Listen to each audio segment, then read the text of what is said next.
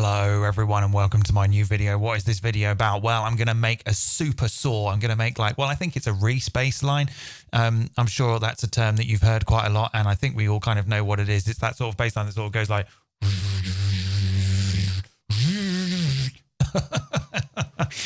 It's a thing that I see people asking about a lot as I lurk quietly on internet forums, and it's actually really not that hard to do. And I'm going to do it with operator, maybe two instances of operator, one for the low end. Let's just get a nice envelope here and filter that down a little bit so that there's not so much click. Yeah, that's fine. Bit more gain, please. Okay, now I'm going to group that and let's go into the chains. Let's rename the chain to sub and then let's make a new chain. Let's put an operator in this chain and we'll call this one saw. And let's solo this one. So what we're going to do is we're going to run four saw waves together and put them all slightly out of tune. And that's how you get that really kind of rough, cloudy...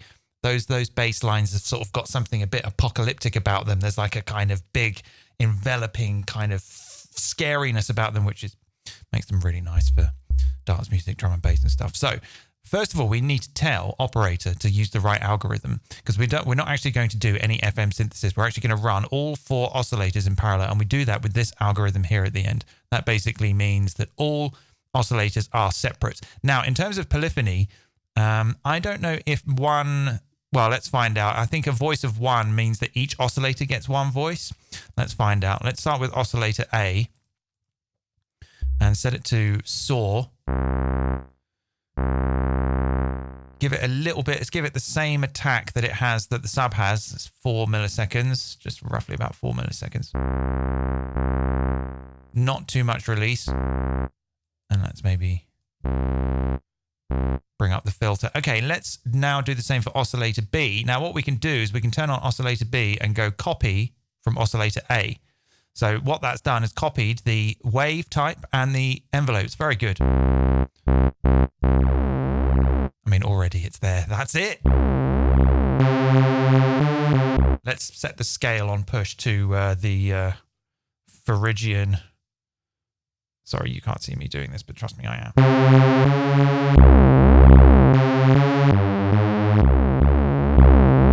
Yeah, and you can just keep going. Let's just add more. So let's turn on oscillator C, go copy from oscillator B, and detune that a little bit more. Yes. And let's do the same for D. Turn on oscillator D, copy from oscillator C, detune that maybe to 15. Or go even further. Let's try like 40. Wow. Okay, let's get a limiter in there because we don't want to hurt ourselves. That's very important.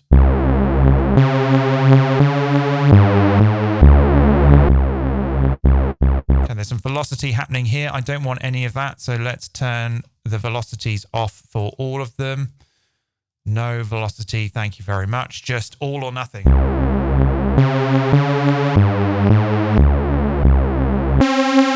Yeah, hoovery. Is that a hoover? I don't know. You know the thing I mean.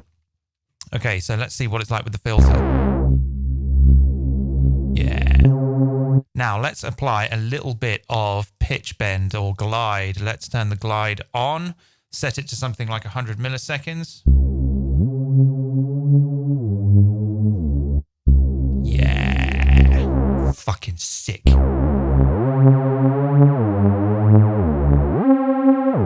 Now let's hear it with the sub as well. Okay, you know what we might do? Let's actually high pass the saws a tiny bit. Let's just do that with the auto filter. Set it to high pass. Let's high pass at about 70.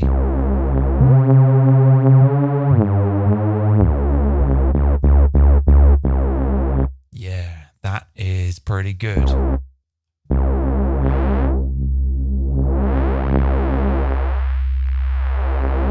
So let's macro some of this stuff. Let's macro the filter. Let's map it to the macro. Let's call this low pass. Or let's call it saw low pass. And then let's map the high pass as well. It's 2024, you know, we can have high passes and low passes all at the same time. So let's say saw high pass.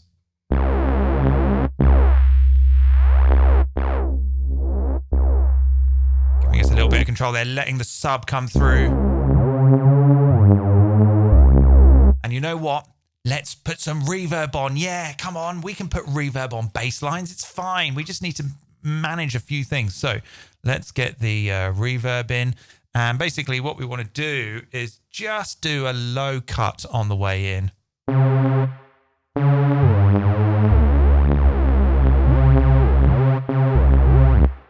I think the sub does not have monophonic polyphony. Let's set that to 1. Let's turn retrigger on. What does that retrigger do? Does that restart the oscillator?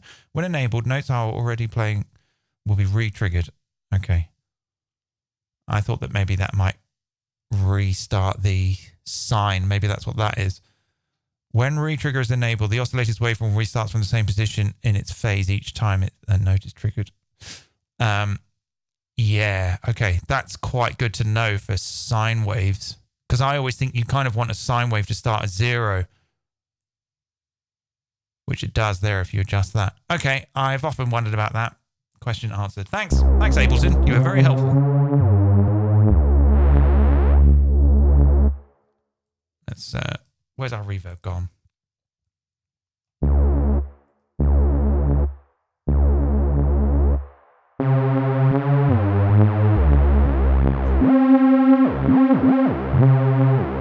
I wonder if we can put another sub in an octave lower.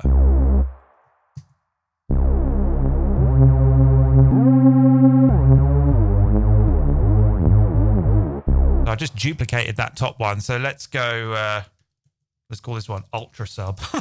Stupid.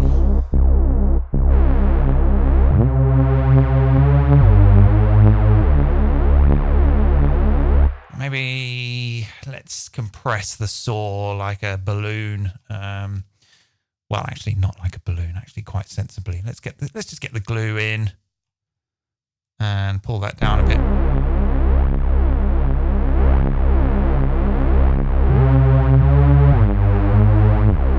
Go an octave lower. Oh, yeah.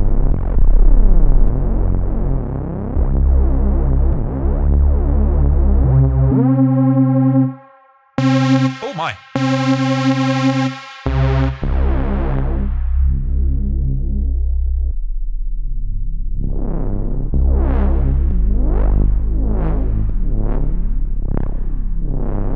Go an octave lower. Oh, no, that's just indigestion.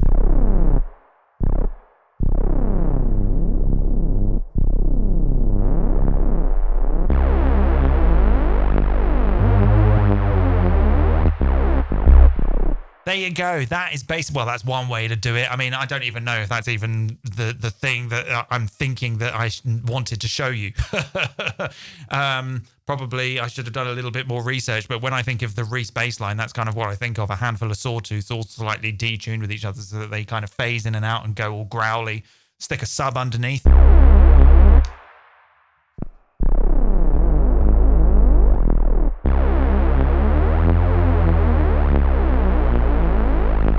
Good, maybe if you want to add some macros in to choose how much detuning you want, because the less detuning you have, you kind of just get more like a chorusing. Let's just do like very fine.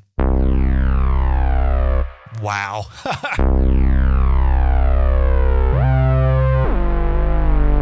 Never underestimate the power of a handful of sawtooths. And then if we go like quite, let's offset the tuning by like 10 each time.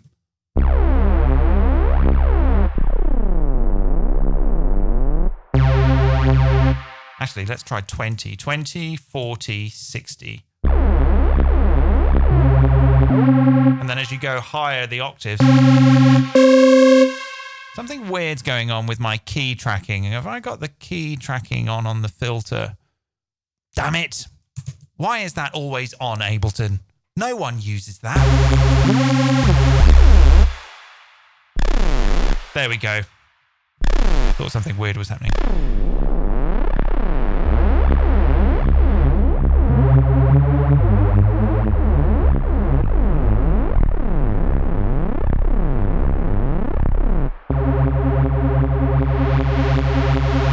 Yeah, I think that's a little bit too much. And I think if they're actually sort of just strange numbers, let's just do like 23, 13, and 58.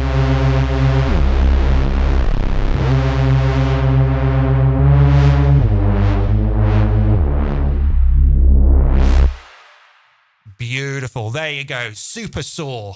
Let's rename it. Super Saw by Ned Rush.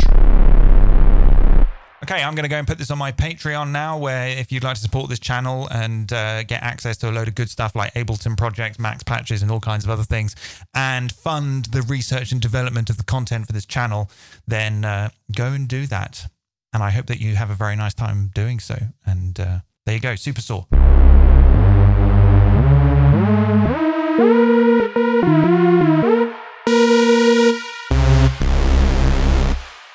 Cheers, see you next time, bye.